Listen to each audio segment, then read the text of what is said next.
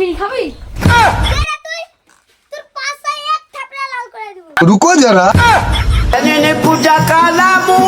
Few moments later. আরে তোরে তো আমি সকালে 2 বান্ডিল বিড়ি কিনে দিলাম, এই সকাল থেকে 10টা বাজতে বাজতে তুই খেয়ে পুড়ে ফেলে দিলি। তুমি বলো বাবা, তুমি সরকারি চাকরি করো, তুমি বলো বাবা, এক বেলা বিড়ি না খেলে তোর মান সম্মান চলে যাবে না? এই লে বাবা, আমার এক বেলা বিড়ি আমি তোকে দিয়ে দিলাম, পরে আবার কিনে দেবো নি, যা বাবা, তোর ভবিষ্যৎ উজ্জ্বল হবে।